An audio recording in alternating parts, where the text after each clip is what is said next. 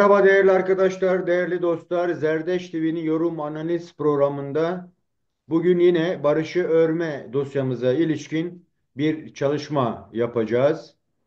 Bildiğiniz gibi 1 Ekim'den beri süregelen bir isimlendirilemeyen ama ben dönüşüm ve yeniden inşanın yapılabileceği bir süreç olarak algıladığım için bu adı kullanmak istiyorum. Ve bu doğrultudaki son gelişmelere göre özellikle de 27 Şubat'ta İmralı heyetinin açıklamasıyla, Sayın Öcalan'ın metnini açıklamasıyla durum biraz daha farklılaştı. Daha çok barışa, çözüme evrilebilir bir ortam olacağı düşüncesinde insanlar. Ancak buna rağmen farklı okumalar, farklı eleştirel yaklaşımlar ve farklı yorumlar var. Bu yorumların bir kısmı metne kalınarak onu baz alarak ve onu son mutabakat metniymiş gibi düşünüp yorumlayanlar, onun ikinci aşamada da metnin bağlayıcılığından çok önümüzdeki müzakere süreci için atılacak ilk adımın olduğu düşüncesi üzerinde kurgulayarak eleştiriler yapılmakta. Bugün yine biz çok değerli bir konumuzla nedir, ne değildir, bunu nasıl yorumlamamız gerekiyor, Kürtler nasıl bakmalı, Türkler nasıl bakmalı, uluslararası dengeye göre konjektüre bakıldığında nasıl görmeliyi tartışmaya çalışacağız. Değerli konuğum Ali Can'dan. Ali hocam hoş geldin. Nasılsın? Hoş bulduk Kemal Hocam. Teşekkür ederim. İyiyim. Sen nasılsın? Teşekkürler. Ali hocam, öncelikle istiyorsan şeyden başlayalım. Diyarbakır'da neler oluyor? Nasıl görülüyor? Geziyorsun, görüyorsun. Nasıl bir yaklaşım içinde insanlar? 27 Şubat'ta açıklama yapıldıktan sonra tüm öncesi e, yapılan İmralı görüşmeleri, heyetlerin partileri ziyareti, ondan sonra e, e, heyet tarafından yapılan açıklamalar da sürecin başlamasına bir hazırlık, bir zemin olduğu giderek anlaşıldı. Bu çağrıdan sonra aslında sürecin başlayacağı ve bu yeni başlayacak süreçle e, barışın tesis edilmesinde tarafların atacağı adımların ne kadar belirleyici olduğu ortaya çıktı yani. Evet. Bu bu da halka da biraz sürecin anlatılmasını gerekli kılıyordu. Bir süreç işi. Yani bir mücadele, bir emek işi yani. Barış pat diye gelmez.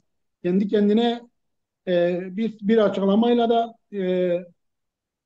şey bulmaz yani. Zemin bulmaz.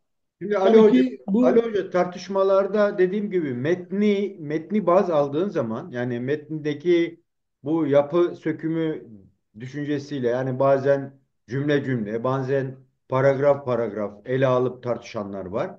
Dolayısıyla onların irdelediği yaklaşım biraz daha farklı bir ortam ortaya çıkarıyor. Metni bağlı ama yine de temellenmeyen e, şeyler yapanlar da başka bir yani böyle bir yarılma var. Özellikle Kürtler arasında bir yarılma var. Onu sorayım. Bu metnin Kürtler üzerindeki yarattığı yarılmayı görme olanağımız var mı? Bir de bunun karşısında da Türklerin yaklaşımı nasıl oluyor? Yani çünkü söylemi de öncelleniyor biraz. Metin aslında Kürtlere değil, Türk toplumuna dair biraz daha böyle onların da daha rahat tartışabilir bir ortam yaratılması üzerine kurgulandığı söylenen eleştiriler de var. Yani bu konuda ne diyeceksin? Gerçekçi buluyor musunuz bu iki bakışı? şimdi tabii ki hocam Kürt toplumunda gerçekten dediğiniz gibi bir yarılmaya e, değinebiliriz.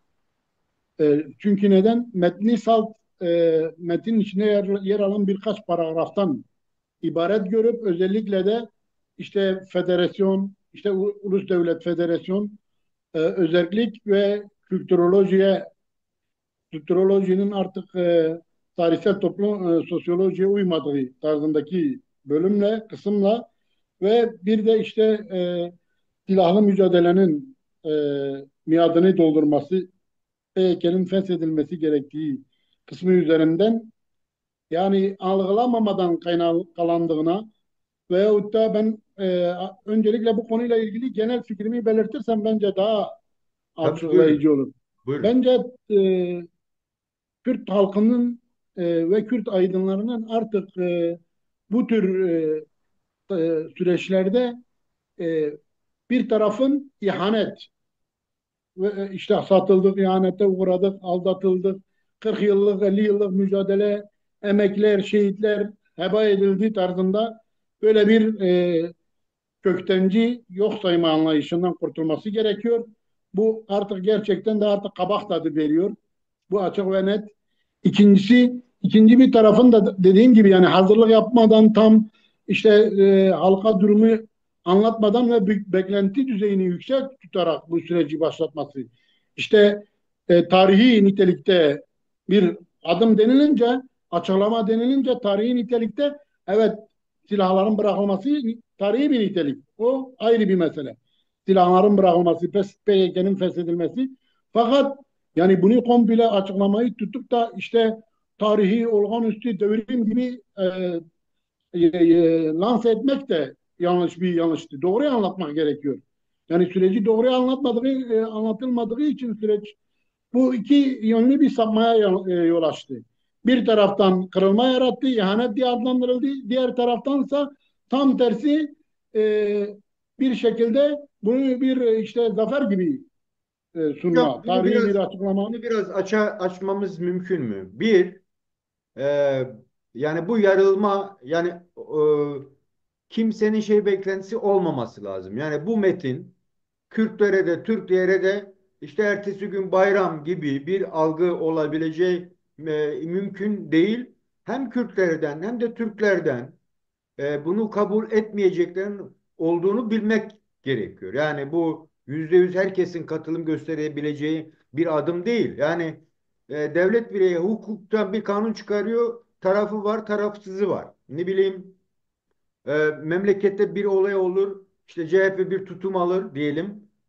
Herkeste farklı bir bakış açısı. Böylesi bir bakış açısının olması gayet olağan. Ancak yani işte Türkiye değişecek, Orta Doğu değişecek, dünya değişecek gibi bir algı yaratıldı, değil mi? O algı üzerine Aynen. o algı üzerine bile yapılmıyor. Yani direkt dediğin gibi kişisel hedefler ve dünden bugüne olan o karşıtlıklar yeniden üretiliyor. Sanki metin bunun için hazırlanmış. Yani Kürtlerin birbirlerine aslında karşıt o eski süreyen tartışmaları devamını getirmesi gibi bir durum ortaya çıkıyor. Yani bakıyorum kimse Türkiye'yi tartışmıyor. Türklerin bakışına kimse bakmıyor. Yani tamam metni incelersin, gerekçelerini koyarsın vesaire gibi bir düşüncem var. Yani bu konuda bana katılır mısın? Çünkü eğer öyle eksik okumalar yaparsak, yani ben demiyorum ki al metni oku, işte ne anladığını tabii ki tartışacaksın. Tabii ki ama sadece ona bağlı olup Kürt hareketinin üzerinde yoğunlaştığı zaman tartışmalar genel önünü açamıyorsun. Çünkü devlet yine bombalamaya başlıyor. İşte Türk televizyonlarında o dili temiz olmayan dil yine devam ediyor. Toplum içerisinde o kırılmalar de hiçbir değişim yok. Ne dersin bu noktada? Bu tamamen katılıyorum hocam. Şimdi sadece tek taraflı bakmayla barış da sağlanamaz yani. Süreç de ilerlemez. Neden? Çünkü iki tarafı esas almak gerekir. İki taraflı karşılıklı bir çözüm anlayışıyla bu süreci başarıya taşımak mümkündür. Şimdi Kürtleri belirttim. Türklerdeki yaklaşım da siz de değindiniz. Türklerde de var olan korkunun asıl temeli ülkenin bölünmesidir yani. değil mi? İşte Kürtlere yönelik, işte PYK'ye yönelik diyelim bir adımın atılması halinde ülkenin yıkılacağı, bölüneceği, parçalanacağı fobisi var. Şimdi özellikle bu metnin bir bölümü işte bu endişenin e, Giderilmesi. endişeye hitap etti. Böyle bir endişe yok. Türkiye'nin bölünmesinin, parçalanmasının istenmediğini çok net bir şekilde açıklayan bir metin. Bu anlamıyla baktığımız zaman bu halde bile hala Türkiye'de e, sürece korkuyla, kuşkuyla yaklaşan hem muhalefetinden tutalım hem de sıradan Türk vatandaşlarına kadar birçok kesim var. Bu Evet. gerçeği göz ardı etmemek lazım. Bunun nedeni de yine aynı. Nasıl Kürtlerde dediğim gibi talep çıtası yükseltildi, çözümdeki beklentiler işte tarihi nitelikte işte sizin de değindiğiniz gibi yani abartıldı, biraz köpürtüldü. Bu sonradan olunca bu şekilde işte e, yarılma diye adlandırdığınız çok doğru yarılmaya yol açtı. Şimdi Türklerde de bunun aynısı özellikle Rojava'ya yönelik. Beklenti o kadar yükseltildi ki yani teröristleri yok edeceğiz. Teröristan kendini silahları bırakacak. Teröristan ortadan kaldırılacak. Orada teröre kesinlikle yer yok gibi yapılan yüksek beklentilerin yaratılması, yapılan açıklamalar sonucu bu neye yol açtı? Bu da işte bugün tamam da bu tarihi nitelikte PYK'nin silah bırakması, kendi kendini feshetmesi gibi adımlar dahi görülmemeye başlandı yani. Yok. Önemli olan Tam bu e, noktada evet. Lafını bitir, ben bir soru soracağım Ali Hocam. evet, önemli olan PYK'nin silah bırakması ve kendini feshetmesi değil. PYD'nin silah bırakması, kendini feshetmesi gibi absürt, uygunsuz, zıt yani Türkiye gerçekliğine, dünya gerçekliğine, bölge gerçekliğine uymayan bir realiteye kaydı yani bu. Bunun sebebini Ee, soracağım. Buradaki paradoksu görmemiz gerekmiyor mu? Özellikle Türk halkını düşündüğümüzde. Yani o da şu. Bir, bugüne kadar Türk halkının bu noktaya gelmesi için bütün adımları kullanan bir partinin, bir insanın önceliğiyle bu metnin hazırlanma sürecine girildiğini varsayabiliriz, değil mi? Yani işte bir devlet aklının orada olduğunu düşünüyoruz. Ama bugüne kadar Türk halkına karşı deniyordu ki devlet bir adım attığı zaman halk kendiliğinden onu kabule meyillidir denmişti. Bu paradoksu göremiyoruz. Yani e, Türk halkında böyle bir değişim dönüşüm pek görülmediği gibi. E, yani bunu yapan Devlet Bahçeli ise hele bir durun, hele bir bekleyelim min ötesinde devletin bir kısmı da sanki hiçbir şey yokmuş gibi Kürtler gelecek, teslim olacak, her şeyi bırakacak ki biz inanalım mantalitesini sürdürmeye başlıyor. Bu devlette de kırılmaların olduğunu, yani iki uçlu bir iki klik varmış gibi bir izlenimi yarattı. Yani Türkler bunu aşabilir mi? Aşabilecek noktaya gelindi mi? YPG algısından sonra bunu cevaplandırabilirsin. Bu konuda ne dersin hocam? Şimdi hocam bence bu biraz sürecin hem karakterinden ileri gelen hem de sürecin şu anda dediğiniz gibi bir parti tek bir taraf tarafından sahiplenmesi ve diğer tarafın da işte devlet içerisindeki kanatlar arasında sadece milliyetçi kanadın diyelim desteklemesiyle gelişen bir süreç olması e, diğer ayağının bunun eksik kalmasından kaynaklıdır. Bu bence diğer ayağının da yani açıkçası hükümet ayağının Sayın Cumhurbaşkanı Erdoğan'ın da çıkıp açık net bir şekilde süreci sahiplenmesi ve halka bunu anlatması durumunda Türk halkının devletle uyumlu şekilde hareket edeceğinden kuşkum yok. Çünkü buradaki en büyük sıkıntı neydi? Milliyetçi kanattı bugüne kadar. Evet. Bugün o milliyetçi kanat Devlet Bahçeli tarafından yapılan açıklamalarla milliyetçi kanadın En azından Devlet Bahçeli'ye üzerinde süreci sahiplenmesi var. Ona olan güven, ona olan inanç nedeniyle milliyetçi kanatta bir sıkıntı yok. Bir kuşku, kaygı olsa bile diyelim ki kendi liderlerine olan bağlılıklarından dolayı liderlerinin bir şey bildiğini ve ondan dolayı bunu yaptığını düşünme var. Fakat dediğim gibi devletin şu an mesela Cumhurbaşkanı'nın bunu sahiplenmesi durumunda bu devletin tüm organlarına sirayet edecek. Bürokrasinin ondan sonra tüm devlet organlarının süreci sahiplenmesini doğuracak. Bu da ne olacak? Devlet bir üst yapı kurumudur yani. Halka yansıyacak. Halka yansıyacak. Ali Hocam, Şimdi burada oradaki bir şey daha var paylaşmak istediğim. O da şu. Bir, dediğin doğru, milliyetçi bir çıkışla bunun biraz absorbe edilmesi gerekiyordu. Onu göremiyoruz. Öte taraftan bu eleştirilmiyor da çok fazla.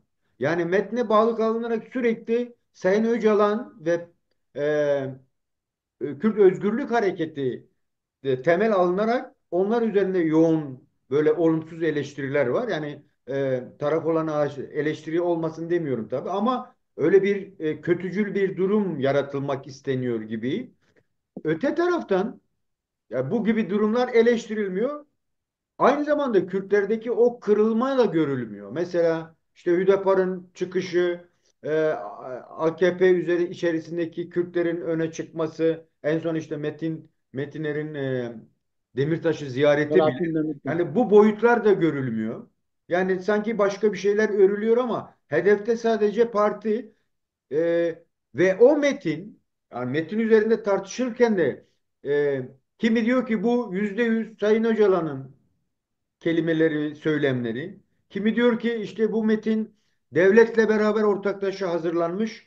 Devletin istediklerinin sadece Sayın Öcalan tarafından temize çekilmesi. Yani bu tür algılara rağmen bir türlü şeye geçilemiyor. Yani bu ilk adım alma ne diyorlar, ışığı Starta olarak geçilemiyor diyelim hocam. algılanmıyor. Starta Yani geçilemiyor. yani Ha. yani bunun gerekçelerini bize anlatabilir misin hocam? Şimdi elbette hocam bunun en temel nedeni bu sürecin bir önceki sürece göre ve dünya örneklerine göre e, kamuoyuna yönelik bir gizlilik içerisinde yürütülmesidir. Bu çok açık bariz. Yani sürecin başında hani İmralı heyeti sıra sıra önder sürecin tamamen şeffaf bir şekilde yürütüleceği yönünde kamuoyuna söz vermişti.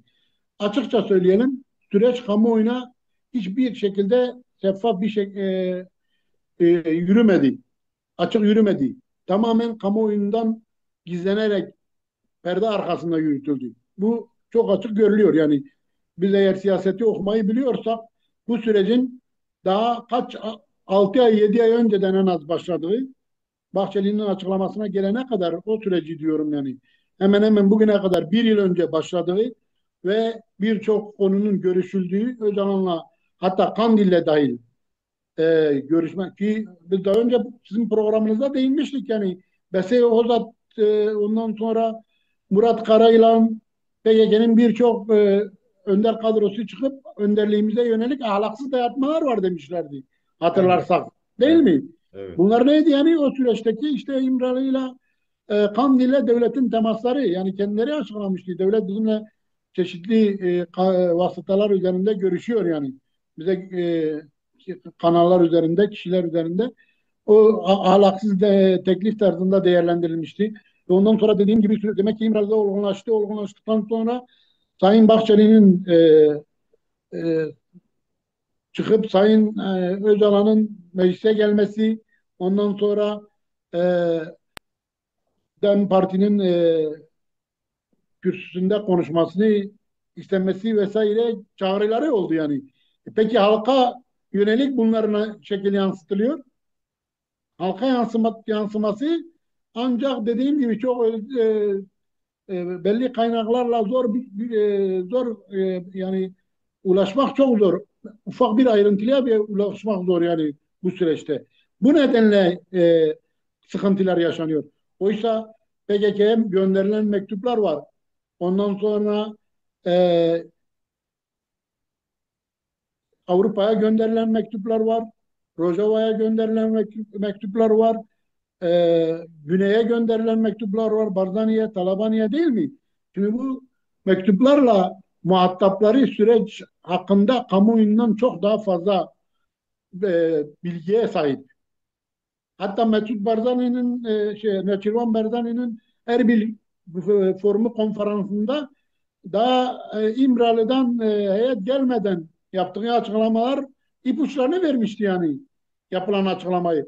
İşte az önce belirttiğimiz kamuoyundaki Kürtlerde ve Türklerdeki yarılmanın, kırılmanın nedenleri tam da bu yani. Yani güzel bir PR çalışması yapılmadı. Gerçekten de yani. O yüzden yanlış değilsem geçen gün bir haber kanalında vardı. İşte Öcalan'ın belediye DEM Parti'ye, DEM Partili milletvekillerine, belediye başkanlarına süreç halka iyi anlatılsın tarzında bir mesajı olduğu. Daha yeni Ha, bir öyle mesaj bir gönderildi, eleştiri de haberi çıktı. yapabilir miyiz? Yani aylarca işte dendi ki her şey değişecek, her şey güzelleşecek dendi ama sanki onun çalışmaları da yani Kürt Özgürlük Hareketi'nin de böyle bir çabasının olmadığını görüyoruz. Burada da bir sanıyorum bir sıkıntı var. Daha yeni yeni dem işte yüzlerce yere gidip toplantılar yapacağız, bunu halka anlatacağız mealinde açıklamaları var. Belki birkaç yerde de yapıldı. Ama gerçekten de bunun da hazırlığının olmadığı görülüyor. Çünkü bu konuda bana katılır mısın bilmiyorum. Yani yine iş Kürtlerin sırtına yüklenmeye çalışılıyor. Bir devletin tutumuyla onay merkezi olması bile başlı başına bir değerken bu işin yine Kürtler aracılığıyla yüklenilip götürülmesini de anlatmak gerekmiyor mu topluma? Yani Türklere denmesi gerekmiyor. Kardeşim taşın altına elini niye koymuyorsun?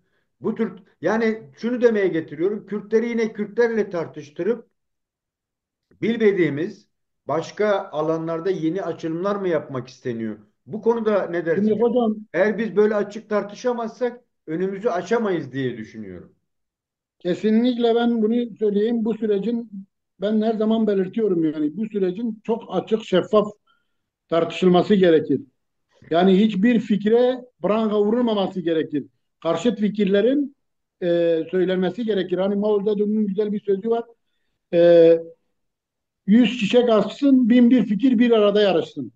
Bu bize lazım. Yani fikirlerin bastırılmaması lazım. Ben mesela bakıyorum bazı arkadaşların aykırı fikirlerinden dolayı onlara böyle hemen öfkeyle, tepkiyle yaklaşılması, fikirlerinin kursaklarına tıkanması veyahut da diyelim ki işte ben şeyi savunayım derken Öcalan'ın açıklamasını veyahut da Kürt Özgürlük Hareketi'ni savunayım derken diğer fikir ve görüşleri e, bastıran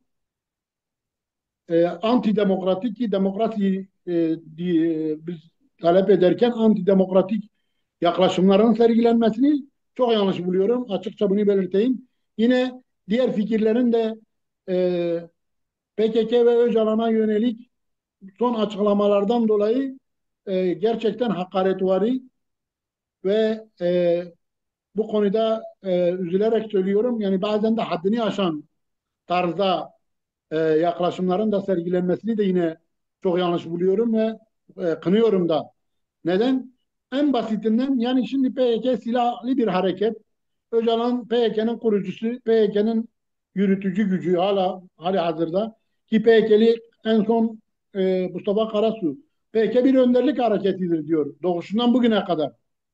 Yani Mustafa Karasu'nun diğer bir lafı, meşhur lafı var. Yani bunu desteklediğim için değil, analiz yaptığım için söylüyorum.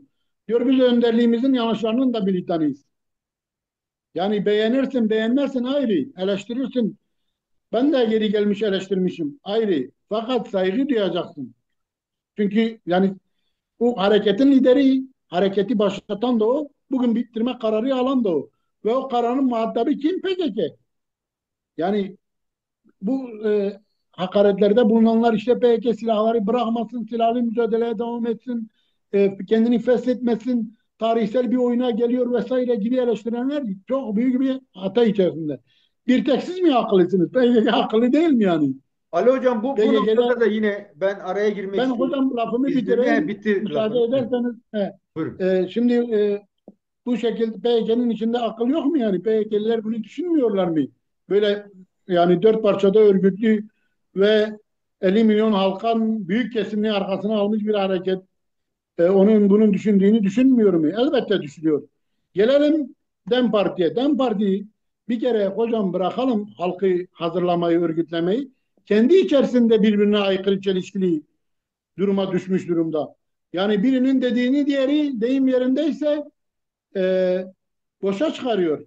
Birinin ak dediğine diğeri kara diyor. En basitinde sıra sıra önder. Yani kalkıp diyor ki Öcalan'ın almış olduğu bu karar SDG'yi de bağlıyor. PYD'yi de bağlıyor. Rojava'yı da bağlıyor. Onlar da silah bırakacak. Onlar da e, kendilerini feshedecek.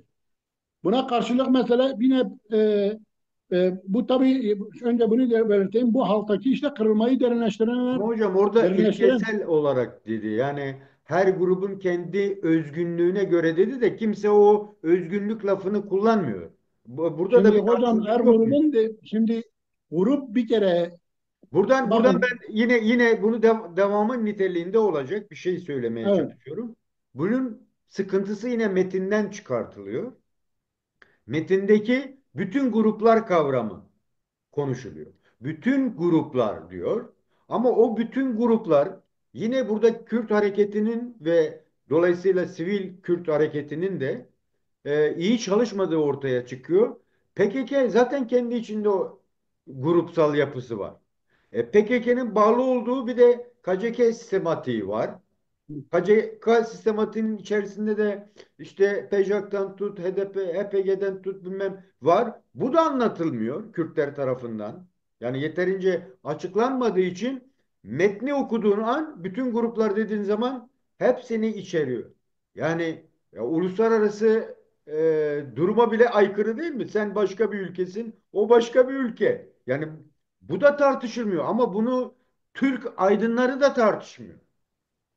Anlatabiliyor muyum? Şimdi Türk Burada aydınları anlaşılır hocam. Çok güzel belirttiniz siz. Ben orayı zaten artık cevap verdiğiniz için ayrıntısına girmiyorum. Evet PKK grupları PKK'nın altında birçok grup var. PKK'nın gençlik gücü var, kadını var. Ondan sonra PKK'ya bağlı birçok yapılanma var. Mesela HPG'si var, silahlı kanadı var. Ondan sonra siyasi kanadı var. PKK'nın birçok grubu var. Kastedilen bu. Ama KCK siz çok güzel açıkladınız. Yani dört parçayı kapsıyor. mesela çok Yani Türkiye önemli, çok önemli. Bu şey ortaya çıkınca TUSAŞ saldırısı olmuştu, hatırlıyor musunuz? Ve evet, Karayel'in orada bir açıklaması var. Diyor ki yani kendi özgünlüğünde yapılan bir harekettir bu. Merkezi bir talep değil. Yani bunların Kürtler tarafından bunları tartışılması gerekirken sadece evet. özgürlük hareketinin çalışmalarının işte şöyledir böyledir denmesi bana biraz aykırı geliyor. Kürtlerin de bu konuda hiç önceledikleri bir şey yok. Bu niye bu kadar baskın çıkıyor? Bunu anlamış değilim. Aslında Tülay Atılmoğulları da KCK'nin, YPG'nin kapsanmadığı, Rojava'yı kapsamadığını çok açık ve net söyledi. Evet. Şirin Payız'ınla yaptığı programda söyledi. Onun dışında da birçok daha açıklamalar yapıldı. Bunlar gerçekten de e, Kürt toplumunu rahatlattı. Türk toplumunun da netleşmesini sağladı. Bu da çok önemli. Çünkü Türkiye'de böyle aktarılıyor. Ben metinde bile yani ben kaç defa metni okudum. O belirttiğiniz grubu da çok iyi anlamak gerektiğini az önce de belirttim. Metinde Rojava ile ilgili tek bir kelime yok. Fakat bunun Rojava'ya etkisi yok mu? Evet, elbette ki var. Şimdi Öcalan'ın başlatmış olduğu bu süreç şöyle bir panorama çizelim. 2015 yılında Ali gördük hocam barış oraya sürecinde. girmeden sen yine oradan al ama güzel de bir yazı yazdın. Orada da kapsamlı ele almaya çalışıyorsun. Oradan hareket edersek, şimdi bu metnin tartışmasının dışına çıkalım biraz. Eğer bu birçok şeyin değişimine yol açacaksa, en azından Kürtler yeni bir statü olgusuyla ortaya çıkacaksa, metne bağlı kalmadan PKK'nın, Sayın Öcalan'ın attığı bu adımı, dolayısıyla da devlet aklıyla beraber attığı bu adımı Ben öyle algılamak istiyorum.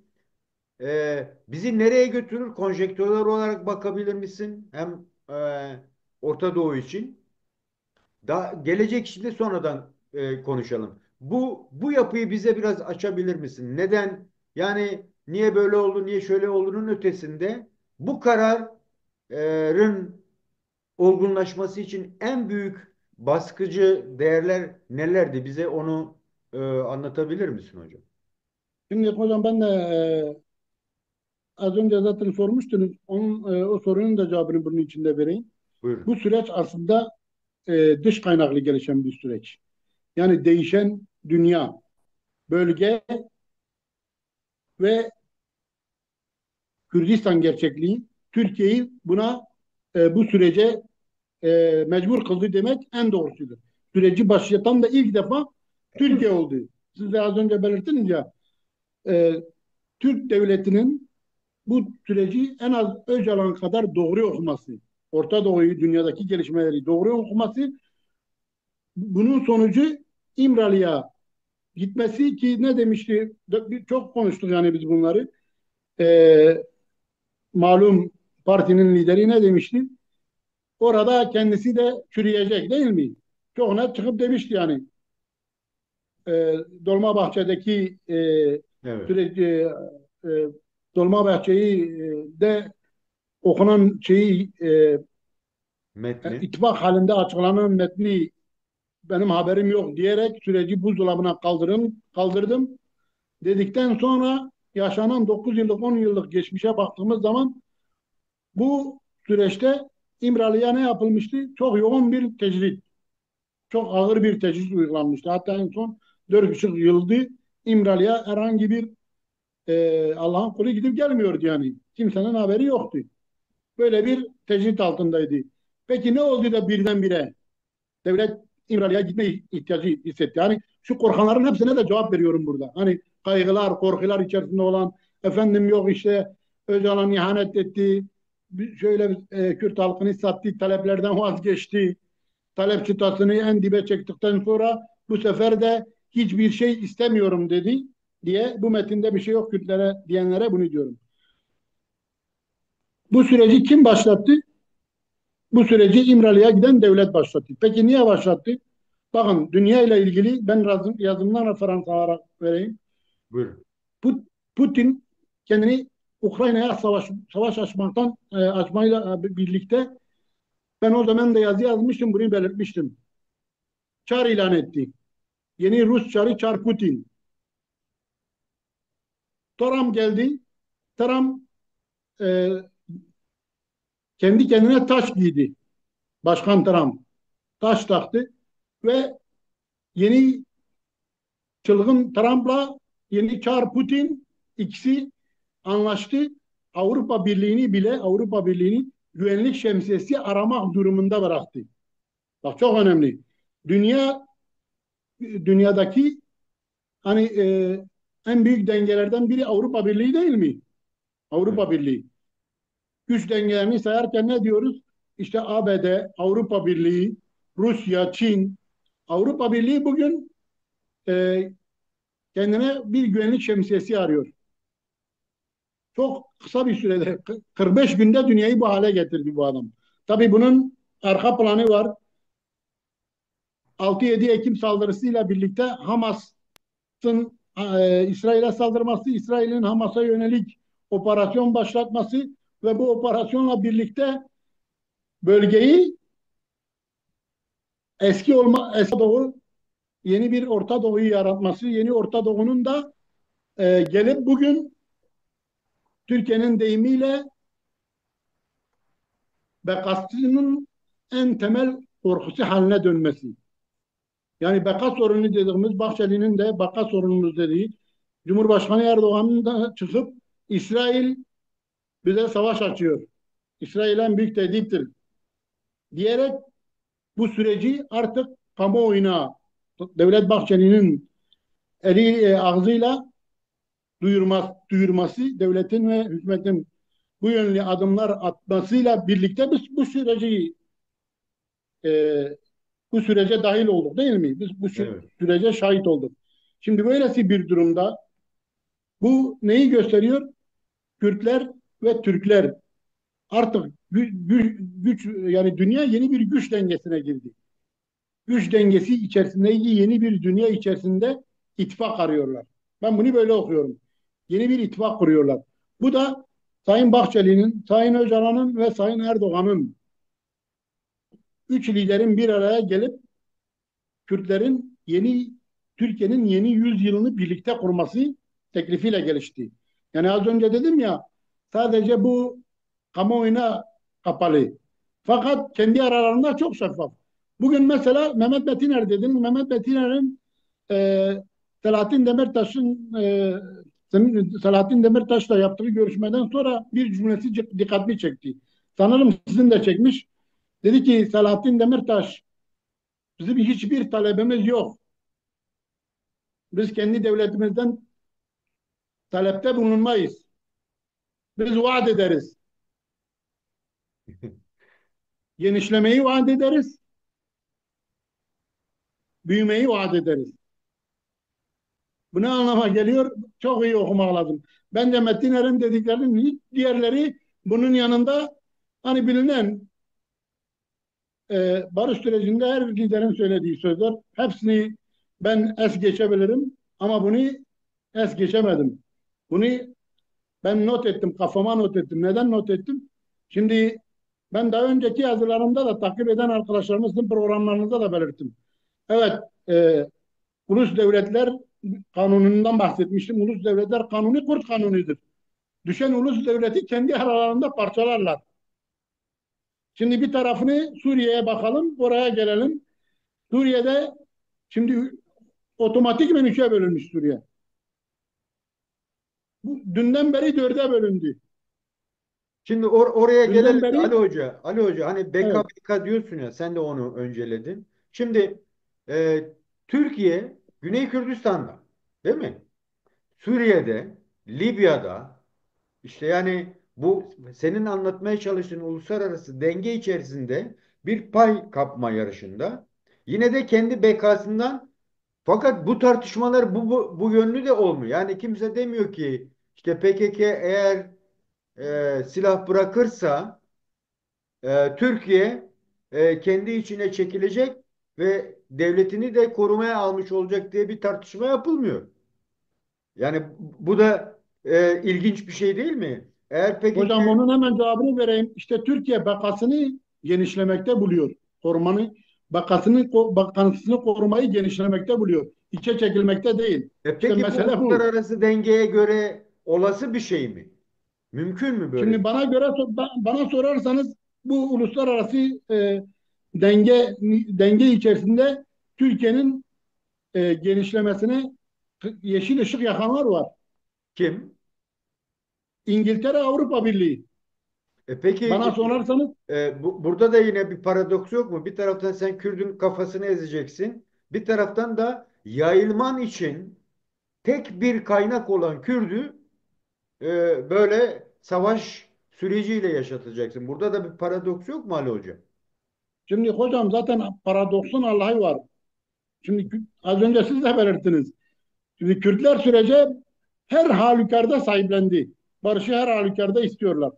İşte buradaki problem, temel problem Türkiye'nin barışı sahiplenmesi. Az önce de belirttik ya, Türkiye'nin barışı sahiplenmesi ve Türkiye'nin barışa yönelik adımlar atmasıdır.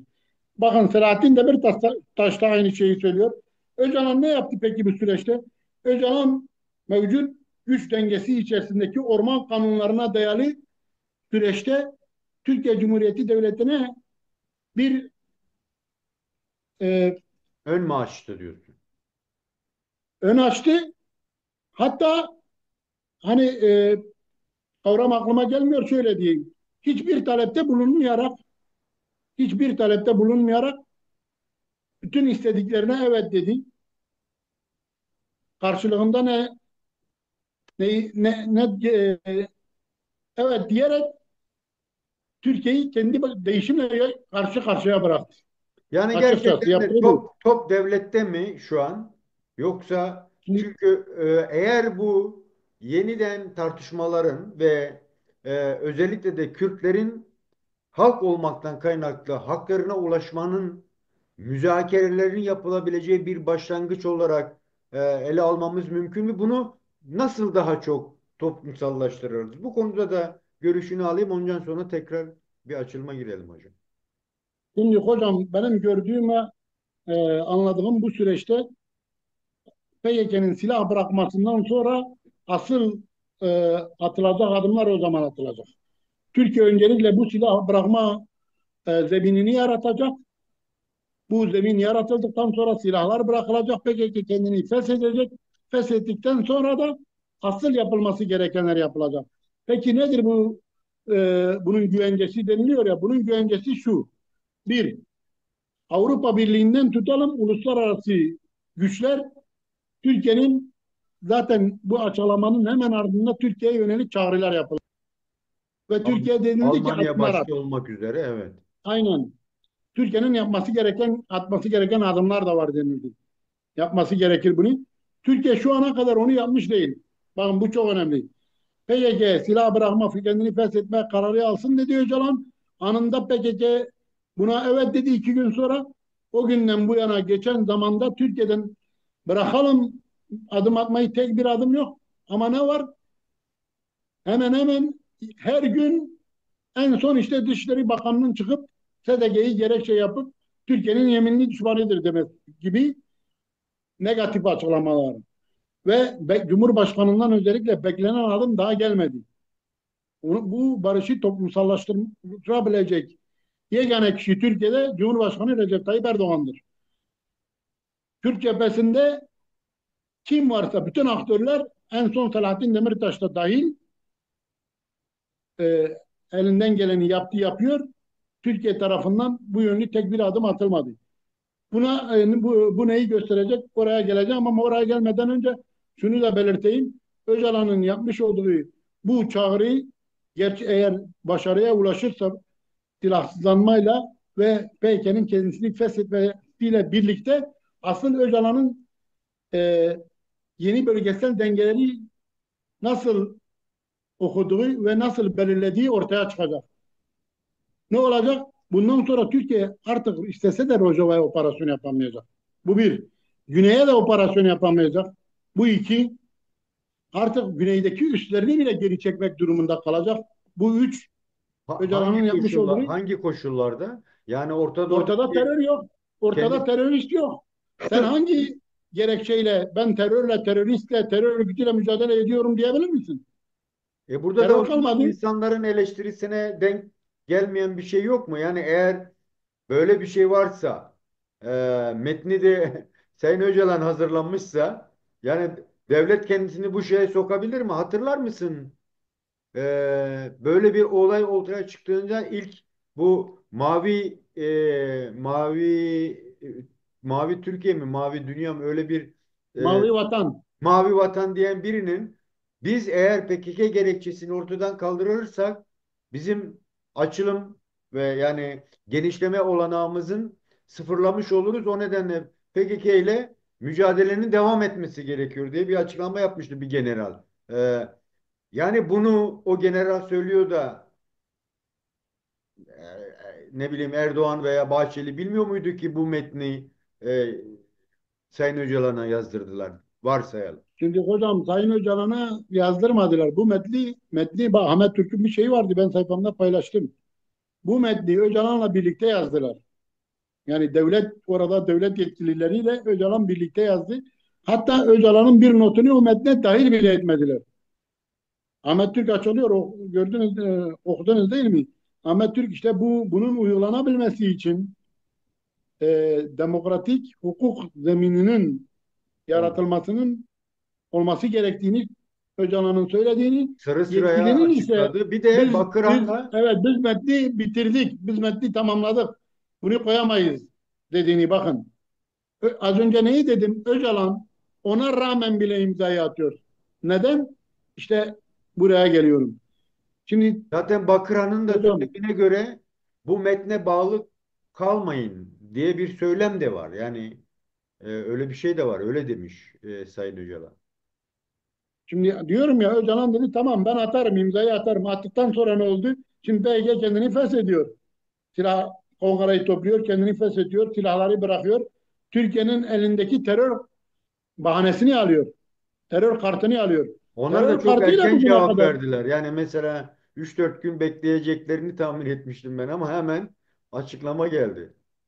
Şimdi ben bekliyorum, ben hemen açıklama yapmalarını bekliyordum yani. Açık söyleyeyim, hal gibi ben de birkaç saatte ister istemez yani o yaratılan beklentinin yüksekliğiyle ters orantılı bir metin çıkınca herkes bir şey oldu fakat ondan sonra düşündüm.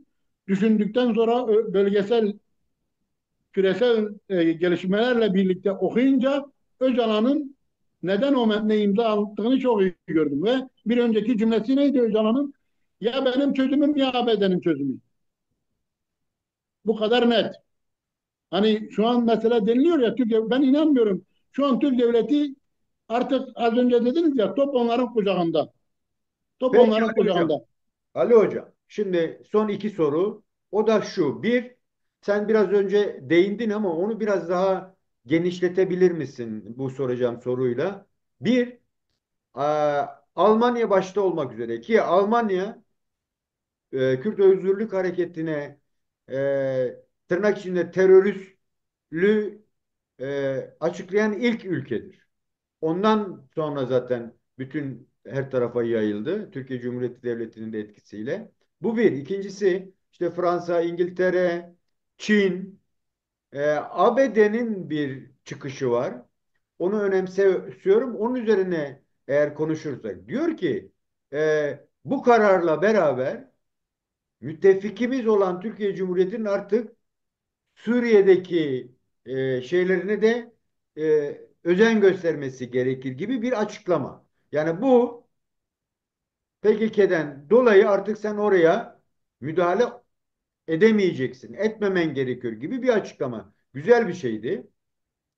Bu bir Avrupa'nın bu çıkışları önemli çünkü SDG ile ortaklar, değil mi? Suriye'de. Yani ABD'nin açıklaması var önemli. O da işte ABD çıkacak mı çıkmayacak mı teranelerinin dışında mevcut güvenceye alması gereken İsrail var. Dolayısıyla SDG ile çalışmasına devam etmesi gerekiyor. Bu bağlamda baktığı zaman Türkiye'yi yani sıkıştıran mı, Türkiye'yi daha da önünü açan bir şey mi? Çünkü eğer öyle bir ortam ortaya çıkacaksa Türkiye işgalci sayılacak şeyde, Güney'de, Afrin'de, Serekaniye'de. Böyle baktığımız zaman yani süreci uluslararası denge bizi nereye taşıyor, nereye götürüyor? Neler görüyorsun hocam? Şimdi uluslararası dengede hocam az önce de belirttik yeni bir nizam kuruldu. Bu güç nizamı. Yani güçlü olanın hukukunu işlettiği, herhangi bir hakkın hukukun olmadığı, güçlü olanın istediğini yapabildiği bir geçiş sürecindeyiz. Hala nizam tamamen kurulmuş değil.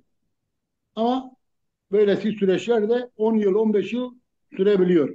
Bu bir realite.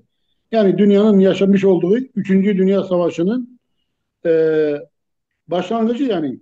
Bu süreçler birkaç yıldır da başlamış, devam ediyor, gidiyor yani. Şimdi böyle bir nizam içerisinde ve değişen bir Orta Doğu'da bütün dünya aslında kendine garanti arıyor.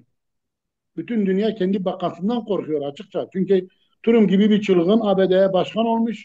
Ben Grönland'ı alacağım. Ben işte e, köprü, Meksika körfezini alacağım. Kanada'yı. Ondan sonra Kanada'yı alacağım. Bugün daha da artırmış her tarafa tehditler. Yeni tehditler var yani.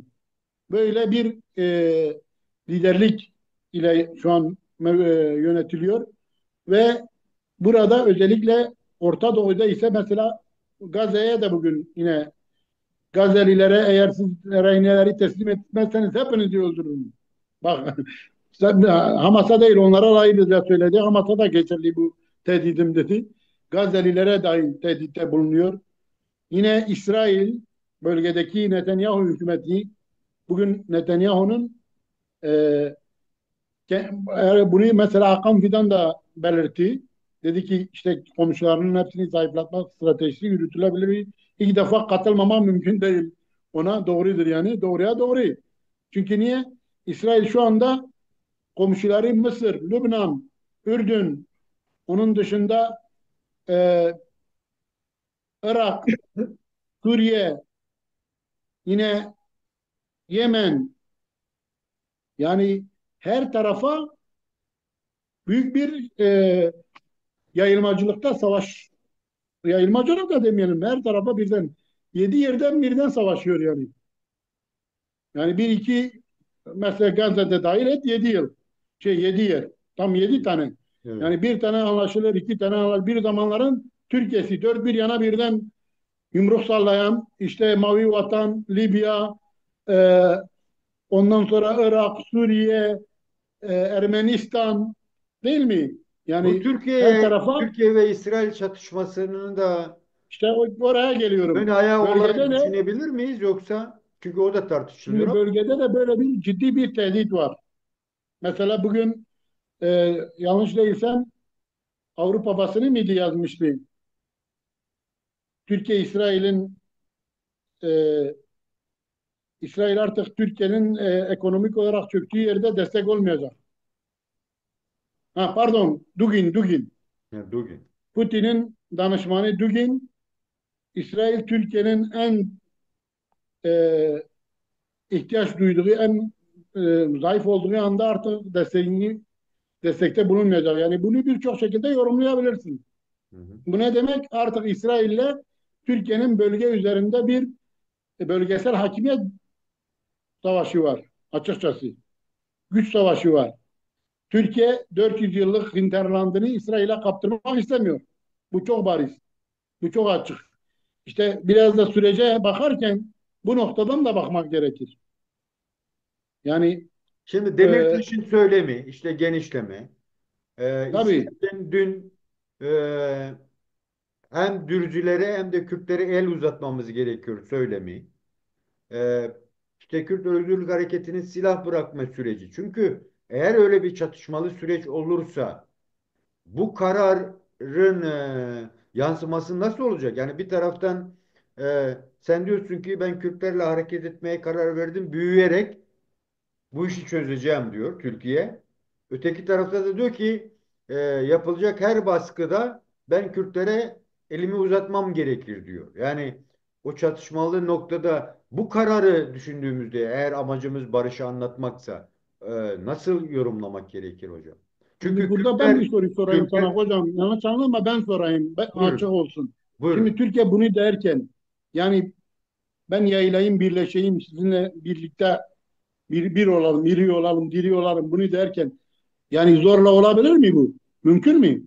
Bir yanda bunu diyeceksin, bir yanda tenkit, tehdit, tecir, bastırma mümkün mü mesela Rojava'da? Böyle bir politikayla birlik veyahut da yayılma mümkün olabilir mi? Bakın İsrail'inki ne? İsrail diyor ki Kürtlere ben el uzatıyorum, ben sizi federal veyahut da hatta olası bir durumda devlet bile, ileriye yönelik devlet bile vaat ediyor Kürtlere. Kürtlere Türkiye'nin vaadi ne? Silahlarınızı bırakın, kendinizi feshedin Rojava için diyorum. Kendinizi feshedin, gelin Ahmet Jolani'nin bıçağının altına yatın ve o sizi keserken o bıçağı yalayın. Bunun bu konjüktürde başka bir açıklaması, izahı var da bana biri yapsın. Değil mi? Bakın bu son günlerde ortada gerçek IŞİD görüntüleri dolaşmaya başladı. Ya Alevilere Yani saldırılar var. Alevilere yönelik, Alevilerin kadınları videolar paylaşıyor. General Mazlum Abdi diyor bizi gelin koru. Yani Dürziler İsrail'i çağırdı korkudan yani. Yani eğer Türkiye bugün İsrail yayılmacılığına, İsrail'in Siyonizminin karşısında durmak istiyorsa Jolani'nin kılıcıyla duramaz. Jolani'nin barbarlığıyla, vahşetiyle o barbarlığı, vahşeti destekleyerek bunu başaramaz. Nasıl olacak? En başta Jolani'yi ehlileştirecek. Ona diyecek sen silah kullanma, insanları bu şekilde öldürmeyeceksin diyecek. Bu görüntüler olamaz. Sadece görüntü olarak da ilgili, uygulama olarak da yeni Suriye böyle kurulamaz. Dünya da bunu kabul etmez, Suriye halkları da etmez. Yani Suriye her ne kadar bu görüntüleri yaşıyorsa son 15 senede, bunlar eski Suriye'nin görüntüleri değil. IŞİD'le başlayan görüntülerdir. Ve bunlar da IŞİD'in devamı olanlardır. HTŞ. Suriye toplum olarak doğulcu bir toplumdur.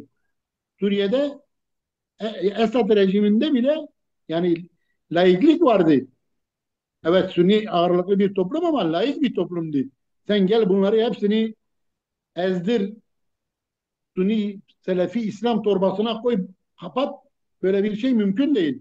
Yani SDG'nin üzerine yoğunlaşmalarının sebebi de bu da olabilir mi? Çünkü Ee, yani belki şeytanın avukatlığı ama sonuçta bir İslami devlet, İslami bir rejim de getirmek isteyen bir ülke Türkiye aynı zamanda. Böyle de bakıldığı zaman SDG yoğun baskı yapmasının kökeninde de bu da yatıyor olabilir mi? Çünkü eğer İran proksileri bittiyse ki Heşti yeniden hareketlendiğine dair bir örgüt kurulduğuna dair de bilgiler var.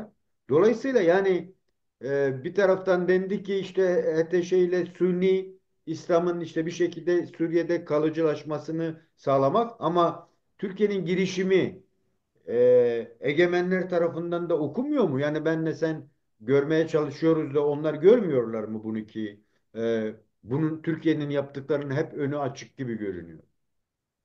Şimdi de elbette ki hocam hepsi görüyorlar. Yani şimdi ben açık söyleyeyim, yani şu an ortada kaç aydır Esad'ın yıkılmasıyla beraber dolaşan haritalar var. Bugün o haritalar kamil hale geldi yani.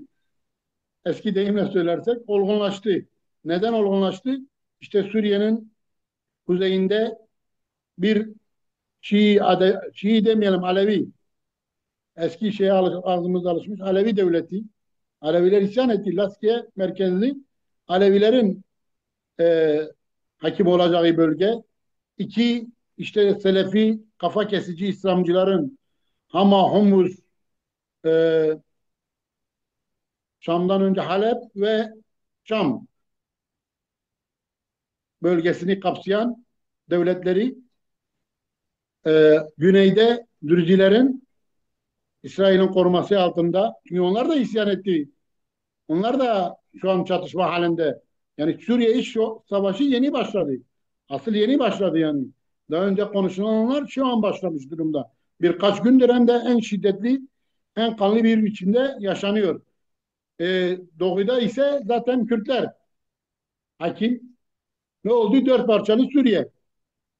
Bu harita aylar önceden aslında e, oluşturulmuştu ve bugün artık dediğim gibi kemale eriyor. Türkiye bu durumda hala sizin de belirttiğiniz gibi kalkıp mümkün mü Dürzileri, ondan sonra Alevileri, ondan sonra Kürtleri, Selefileri mübarek Ramazan ayında aynı camide buluşturacak, hepsi oturacak, namaz kılacak, oruç tutacak, böyle bir şey olabilir mi?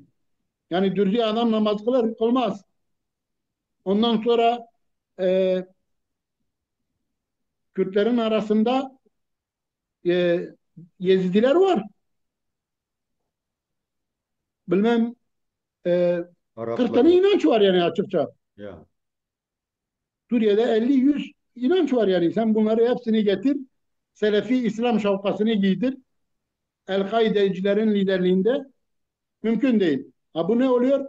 Şu an uluslararası dünyada konuşulan Kürtlerin Suriye'yi yönetmesi. Kürtlerin yöneteceği bir Suriye konuşuluyor. Ondan sonra e, federal bir Suriye konuşuluyor.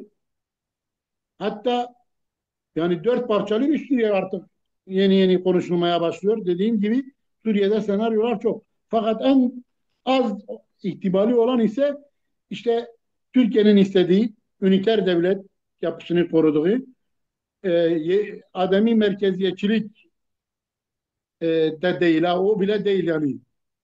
Onun bile gerisinde sadece üniter devlet ama yerel yönetimler Belediye hükümeti. eyalette şehirlere veriliyor. Yerel yönetimleri elinde bulunduran bir şehir yapılanması tarzında. Bütün herkesin de silahlarını bıraktığı. Şu an herkesin Suriye'deki bir realite var yani. Türkiye aslında bu sürece karşı olarak da bunu ben Ama başka demiyorum. gelişmeler de Yani var. İlhan Mehmet'in açıklamasına göre Afrin'deki Kürtlerin geri dönebileceğine dair Türkiye ile konuştuklarına dair bir haber de çıktı. Onu ben Evet. yapamadım Çünkü ama Suriye Dışişleri Bakanı'yla da diyor konuşmuşuz. ya öyle Suriye bir Dışişleri söylendi. Bakanı'yla konuşulmuş. Türkiye'yle de diyor bunu yapmışız. Bu güzel bir şey. İşte ben buraya az önce gelecektim. Türkiye'de barışın sağlaması, Türkiye'nin iç barışını kurması bölgeye yansıyacak. Mutlaka yansıyacak yani. Şimdi İster Ali istemez Hocam, yani. Ali Hocam son olarak çok katmanlı gerçekten de gördüğün gibi. Yani uluslararası bölgesel işte ülke içindeki o katmanlar hem Türkiye'lerdeki hem Kürtlerdeki yarılmalar yani 100 yıllık bir paradigmanın parçalanması süreci vesaire. Yani çok katmanlı olduğu için biz ister istemez birden fazla noktaya bakmamız gerekiyor ama çoğunun da bilgisinden çok söylemleriyle hareket ediyoruz. Buna rağmen geldiğimiz bu noktada evet, Orta Doğu'nun da Kürtlerin de Türklerin de bir barışa ihtiyacı var ve bunu ancak barış yoluyla e, hakim kılmamız, öncelememiz gerekir diye düşünüyorum. Böyle bakıldığı zaman yine Kürtler ve Türkler başta olmak üzere bunu toplumsallaştırmak için neleri öncelememiz gerekiyor?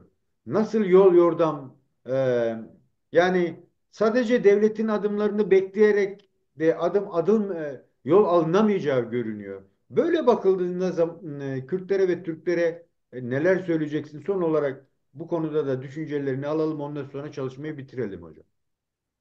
Şimdi benim barışla ilgili fikrim şu hocam. Yani biz Allah'ın ipine sarılır gibi bu süreçten ipine sarılmalıyız. Yani Kürtler ve Türkler olarak ayrımsız. Yani tıpkı Allah'ın ipini tutar gibi barışın ipini tutmalıyız. Çünkü dünya olarak öyle bir süreçten geçiyoruz ki Kürtler, Türkler, Araplar, Farslar, Acemler yani aslında en çok ezilenler bizleriz. Bu halklardır yani. Dünyada ve bölgede ki yaşanan kaotik durumun içerisinde yani bugün mesela Türkiye'de ekmek küçülmüşse bugün bakın bir Ramazan ayı içerisindeyiz. İnsanlar evine götürecek bir Ramazan pidesi alamaz duruma gelmişse bunun nedeni budur. Bu savaştır. Yani bu barışın Kürt'e Türkiye'de büyük kazançları olacak. Bundan zerre kuşkum yok. Türkiye barışla büyüyecek. Ne anlamda büyüyecek? Ekonomik anlamda. Ben hinterland anlamında demiyorum. Ekonomik anlamda Türkiye büyüyecek. Siyasi anlamda Türkiye büyüyecek. Sosyal anlamda büyüyecek. Hukuki anlamda büyüyecek. Demokratik anlamda büyüyecek. Muhalefet de bugünkü çıkmazı içerisinden debelenmekten kurtulacak. Yani çıkışın ipucu da barışın ipidir.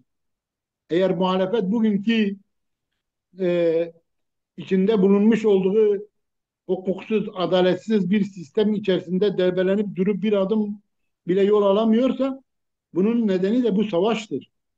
Bunu da iyi görmek, herkesin iyi görmesi lazım. Ve barışın ipine tutulması lazım. Herkesin bu sürece katkıda bulunması, destek vermesi, yani Öcalan'ın doğru anlaşılması ve anlatılması gerekiyor. Ben buna inanıyorum yani.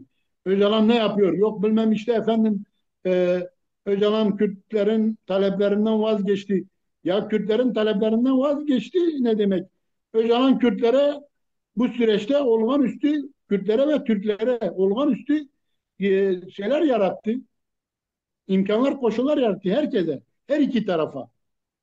Öcalan tek taraflı düşünmedi. Kazan Oturup kazan konuşun. stratejisini uyguladı. Haklarınız neyse demokratik yollarla neyse Tabii haklarınız. siz Yani silahı Kürtler kendi bırakın. haklarını Gelin vazgeçemeyecek ki. Yani Kürtler dillerinden vaz mı geçecek?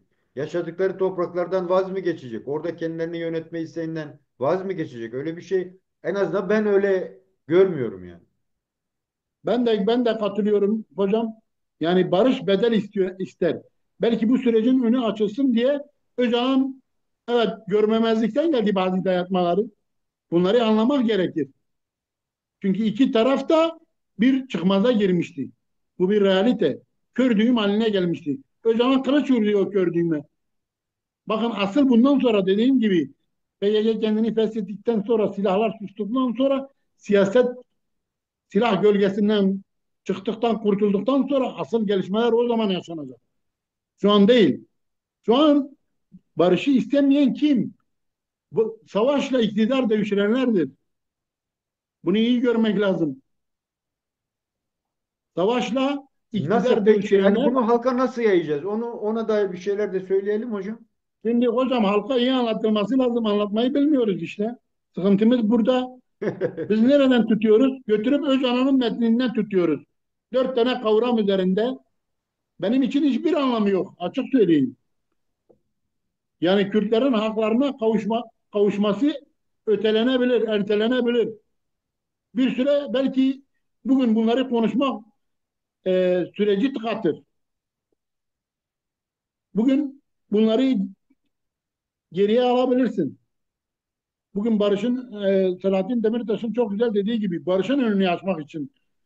Hatta Öcalan'ın da dediğini aynısını Selahattin Demirtaş da diyor. Benim özgürlüğüm önemli değil. Bugün bu taleplerin öne çıkarılması önemli değil. Ya daha büyük fırsatları kaçırıyorsun sen. Göremiyorsun. Sorun burada. Yoksa bugün elbette ki herkes ister Türkiye demokratik özgür bir e, ülke olsun ve herkes kendi hakkının talebinin yani hakkını talep etsin. Herkes kendi taleplerini özgürce dile getirsin. Bugün o imkan var mı? Bugün çıkıp özerkliği savunduğun noktada iktidara da bir zarar veriyorsun. Seninle barış kuran iktidara da zarar veriyorsun. Niye? Pusuda bekleyenler var. Pusucu sistem var burada. Bakın daha ortada en ufak bir hak talebi yok. İyi Parti ne diyor? Diyor bu bir ihanettir. Ben partiyle görüşmüyorum diyor. Buradaki anekdot da var. Bugün herhalde artık Sırrı Sırrı Önder onlar partilerle buluşmayacağı için eş başkanlar buluşacağı için Dervişoğlu belki randevu verebilir. O konuda az önce haberlerde izledim. Yani bu da gelişmedir. Bu da iyidir. Çünkü bütün siyasi partiler bu sürece sahip çıkmalı. Meclis yani bu sürecin önünü açacak yasaları derhal çıkarmalı. Bir an önce çıkarmalı. Süreç kendi mecrasında akmalı. Tamama ermeli. Ondan sonra silahlar sustuktan sonra kim ne istiyorsa buyursun çıksın konuşsun. Çünkü şart olmaktan çıkıyor. Ülke kilitlenmişti. Gerçekten bunu iyi anlamak lazım. Ben o yüzden de benim de kaygılarım yok muydu? Benim de eleştirilerim yok muydu? Vallahi var. Kaygı eleştiri olmayan var mı yani? Elbette var. Fakat nedir? Dediğim gibi biz barışa şans vermeliyiz. Barışa şans tanımalıyız. Sadece şans değil, barış için de çabalamalıyız. Dilimizle, elimizle, ya kalemimizle ne bizden bitiyorsa yaparak barışın gelmesini önünü açacağız, kapısını aralayacağız ve o araladığımız kapıyı genişleteceğiz yani el birliğiyle. Son söyleyeceğim budur hocam. Peki hocam, çok teşekkür ediyorum. Değerli arkadaşlar, değerli dostlar, bugünkü çalışmamızın da sonuna gelmiş bulunuyoruz. Gerçekten de çok katmanlı, tek taraflı olmayan, birçok boyutuyla ele alınıp tartışılması ve en önemlisi de gerçekten de algı yaratılıp tek bir, yani bir gemiye benzettiğimizde sadece geminin bir tarafıyla ilgilenip ona yoğunlaşıp geminin batmasına da sebebiyet vermemek için o alanın sağlıklı kullanılıp en geniş kucaklanacak kesimlerle beraber ortaklaşarak eğer bir dizayn edip yeniden bir inşa yapılacaksa bütün tarafların ortaklaşıp tartışabileceği bir alanın yaratılması gerekiyor. Dolayısıyla da bundan sonraki süreçte de bunu öncelleyip çalışmaları edildiğinde inanıyorum ki hem bölgede hem de ülkede iyi gelişmeler olabilir. Kürtlerde, Türklerde bu tarihsel ittifaklarını yeniden olgunlaştırıp halk olmaktan kaynaklı haklarına sahip bir şekilde barış içinde yaşamanın yolunu kurabilirler diye düşünüyorum. Değerli konuğum Ali Candan'la bugün konuştum. Hocam çok teşekkür ediyorum. Görüşmek üzere, hoşça kal diyorum. Ben teşekkür ederim hocam. Görüşürüz. Hoşça kalın. Hoşça